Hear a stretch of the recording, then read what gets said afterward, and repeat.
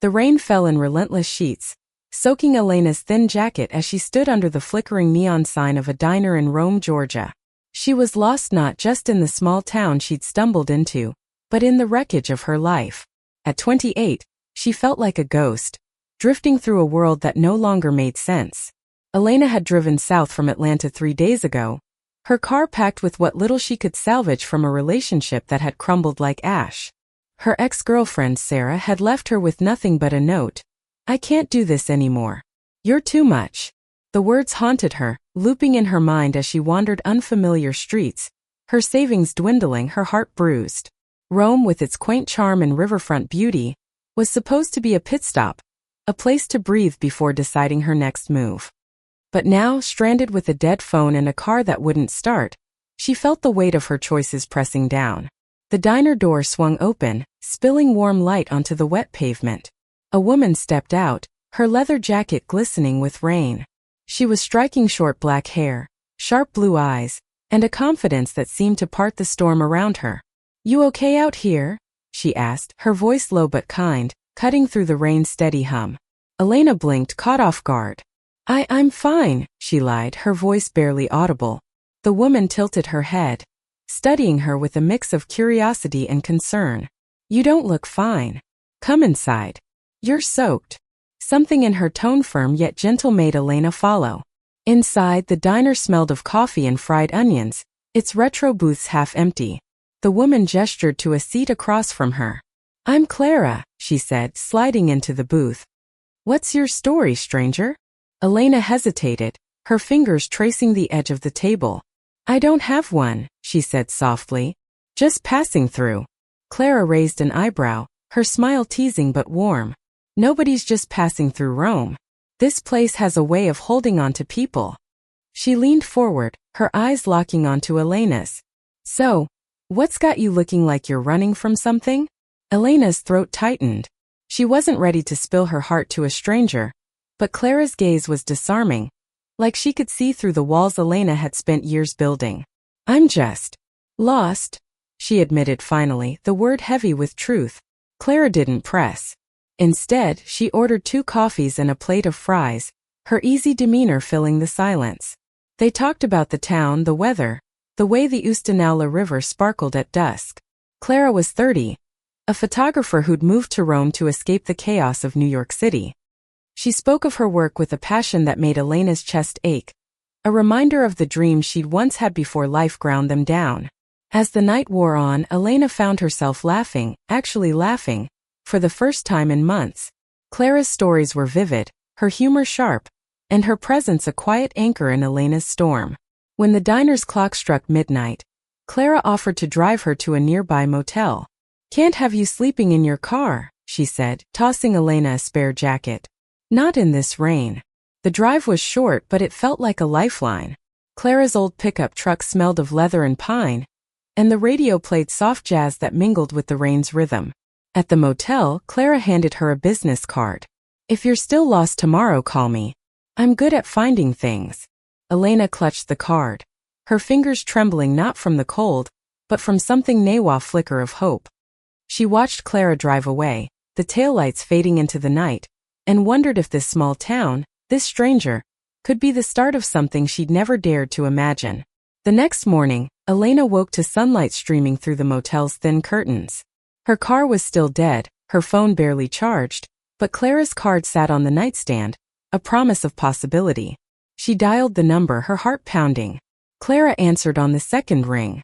"Took you long enough," she teased. "Meet me at the Riverwalk. I've got something to show you." Elena arrived to find Clara waiting by the Ustanala, a camera slung around her neck. The river glittered under the morning sun, and Clara's smile was brighter still.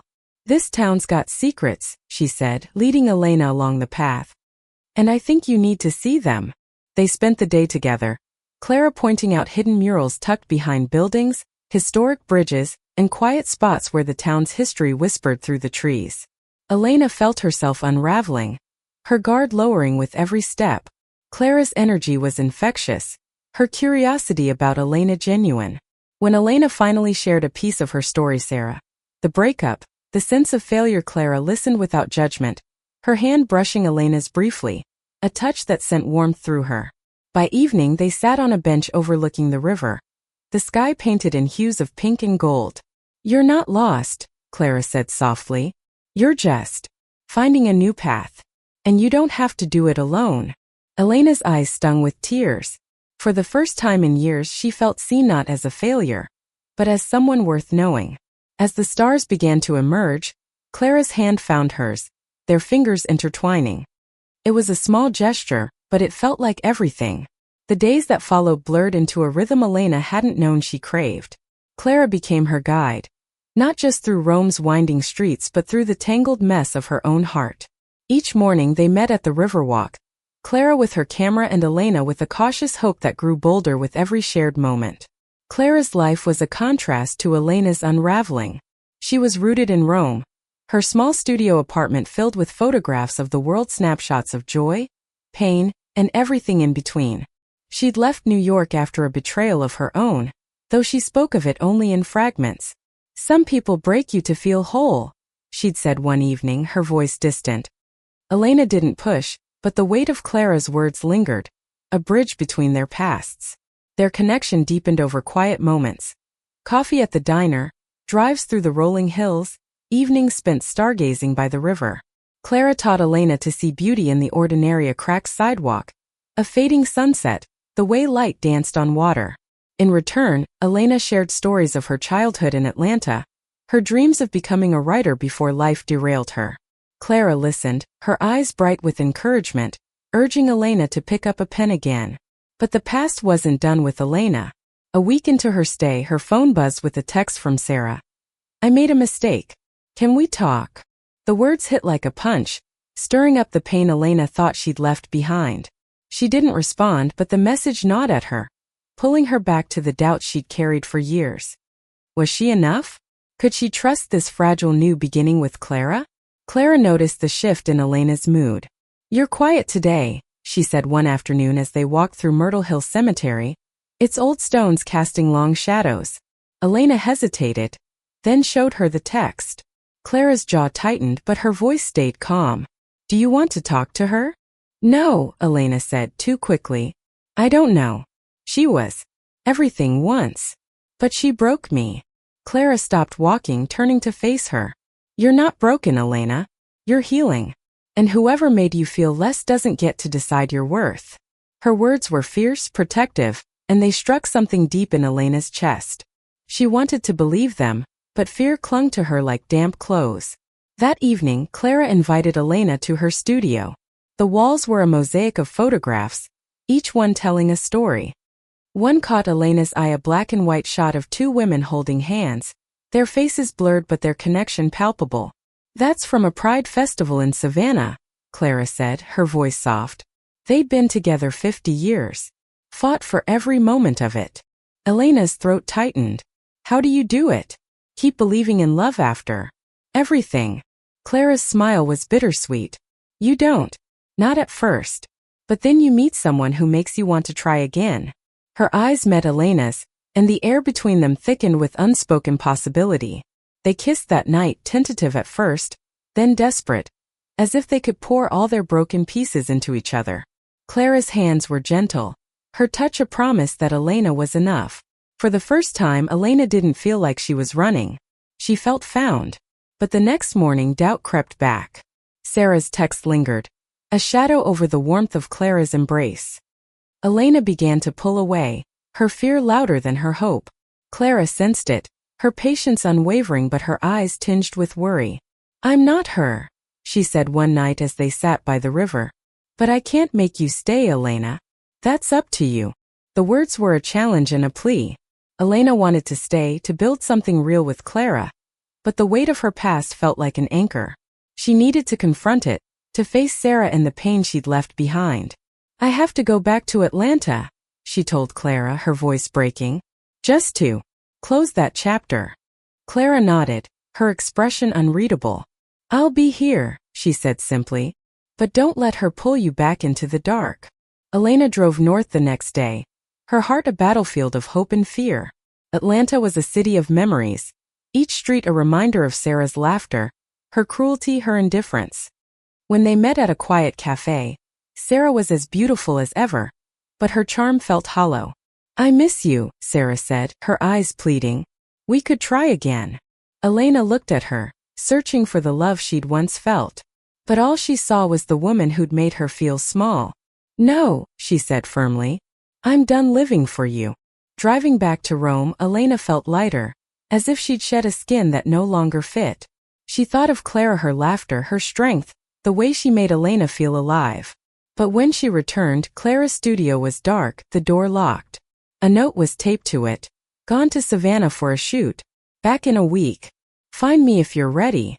Elena's heart sank. Had she pushed Clara away for good? Elena spent the next few days in a haze, the quiet of Rome amplifying her longing for Clara. The town, once a refuge, now felt incomplete without her. Elena wandered the riverwalk alone, replaying their moments together, the warmth of Clara's hand, the way her laughter lit up the night. She clutched Clara's note, its words a lifeline and a challenge. "Find me if you're ready." But was she ready? Elena had faced Sarah, had walked away from the past, but the fear of being hurt again lingered. Clara was different, fierce, kind, steady, but love, Elena knew, was a risk. She spent hours writing in a notebook Clara had given her, pouring out her fears, her hopes, her growing feelings. The words came easily, each one a step toward clarity. On the fourth day, Elena made a decision. She couldn't wait for Clara to return. She needed to find her to prove she was all in. A quick search online revealed Clara was at a photography festival in Savannah, showcasing her work. Elena packed a bag, fueled her newly repaired car, and drove east, her heart pounding with purpose. Savannah was vibrant, its historic squares buzzing with artists and visitors.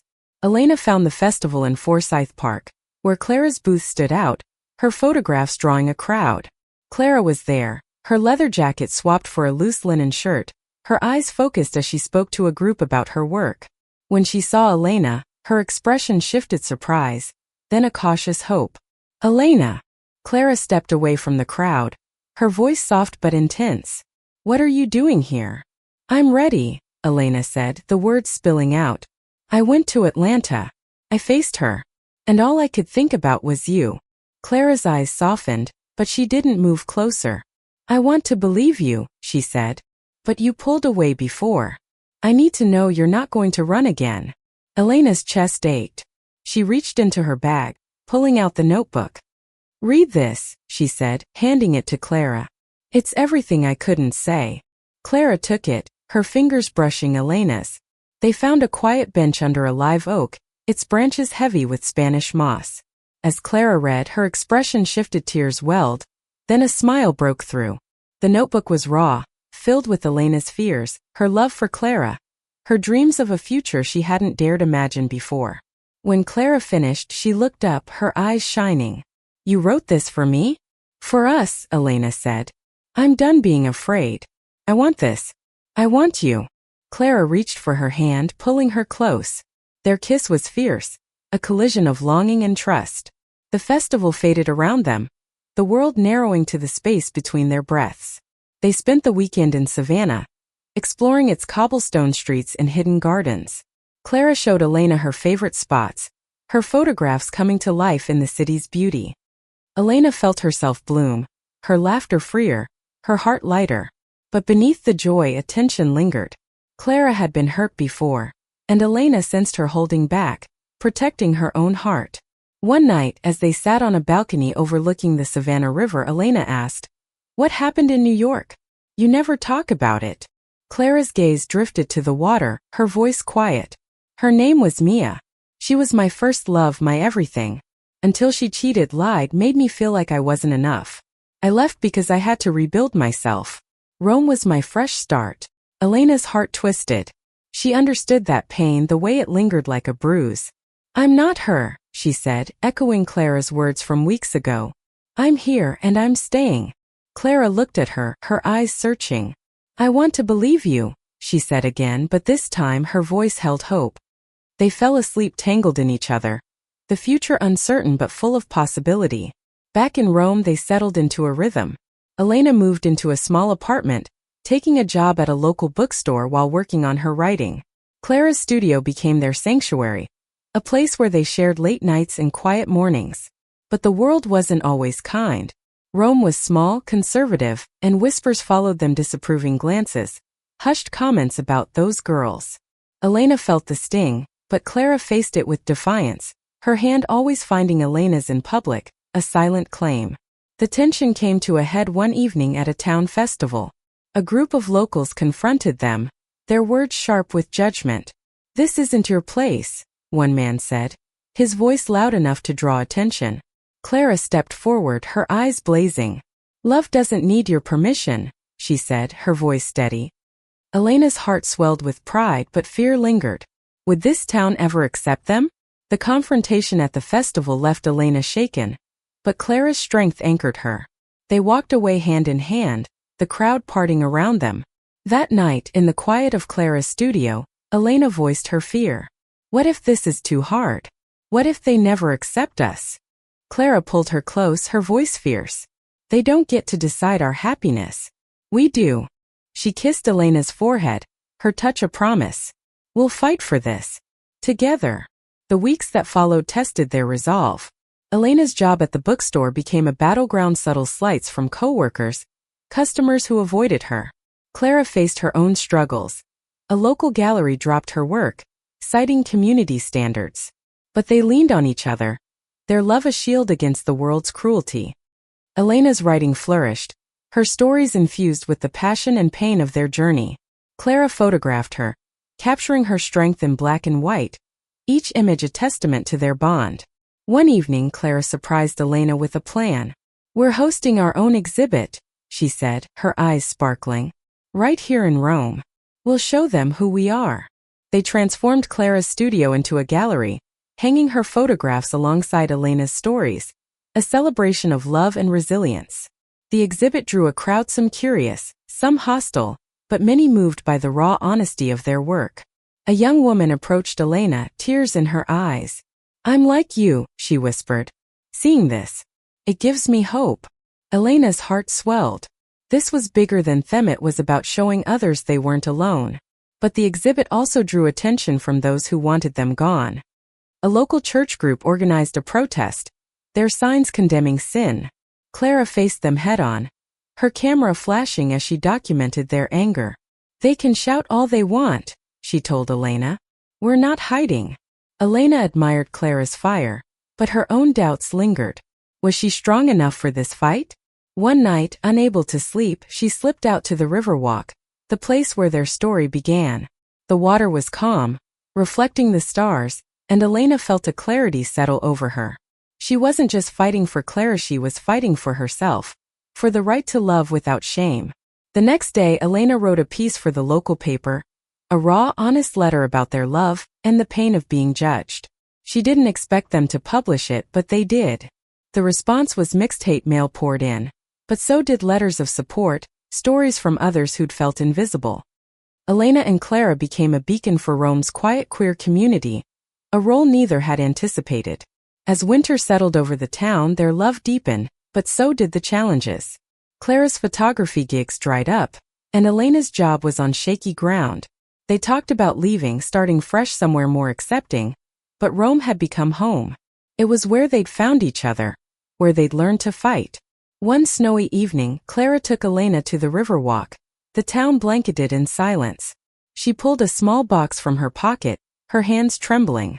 "I don't know what the future holds," she said, opening it to reveal a simple silver ring. "But I know I want it with you." Elena's breath caught. The ring wasn't a proposal in the traditional sense, it was a promise, a commitment to face the world together. Tears streamed down her face as she nodded, slipping the ring onto her finger. They kissed under the falling snow, the river a witness to their vow. But the next morning, a brick crashed through Clara's studio window, a note attached, "Leave or else." Fear gripped Elena, but Clara's resolve didn't waver. "We're not running," she said, her voice steady. "This is our home." They reported the incident, but the police were dismissive, calling it kids being kids. Elena felt the walls closing in, the weight of hatred suffocating. Clara, sensing her fear, pulled her into her arms. "We'll get through this," she whispered. "We're stronger than they are." Elena wanted to believe her, but the threat lingered, a shadow over their fragile happiness. They began to plan not to leave but to fight smarter, building alliances, reaching out to the community that supported them. Elena's writing became their weapon, her words a call for change. Clara's photographs told their story, raw and unapologetic. As spring approached, they stood together, ready to face whatever came next, their love a fire that refused to be extinguished. Spring brought a fragile hope to Rome. Elena and Clara's exhibit had sparked a quiet revolution, drawing allies from unexpected places: local artists, a progressive church group, even the diner's owner, who'd seen their love unfold over late-night fries. They formed a community, small but fierce, determined to carve out a space where love could thrive without fear. Elena's writing gained traction, her story shared online by those who saw themselves in her words. Clara's photographs were picked up by a national magazine, their raw beauty earning praise. But the threats didn't stop. Anonymous letters, vandalism, whispered slurs, they were reminders that change came at a cost. Yet each attack only strengthened their resolve. One morning, Elena found a letter slipped under her apartment door. Not hate mail but an invitation. A local youth group wanted them to speak at a community center, to share their story with kids who felt trapped by the town's judgment. Elena hesitated. She wasn't a hero, just a woman trying to live her truth. But Clara's encouragement pushed her forward. "You're stronger than you know," she said, squeezing Elena's hand. The event was small, held in a cramped room with folding chairs, but the kids' eyes were wide with hope and fear. Elena spoke first, her voice trembling as she shared her journey, losing herself, finding Clara, fighting for their place in the world. Clara followed, her photographs projected on a screen, each one a story of love and resilience. When a shy teenage girl asked, "How do you keep going when it's so hard?" Elena's answer was simple: "You find someone who makes you want to try." The room erupted in applause, and Elena felt a shift. They weren't just surviving, they were building something. The kids started a support group, a safe space for Rome's queer youth, and Elena and Clara became their mentors.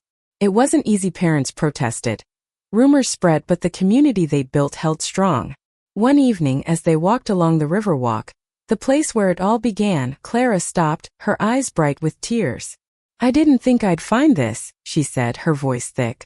"Not after everything. But you. You're my home, Elena." Elena pulled her close, their foreheads touching. "You found me when I was lost," she whispered. "And you changed everything."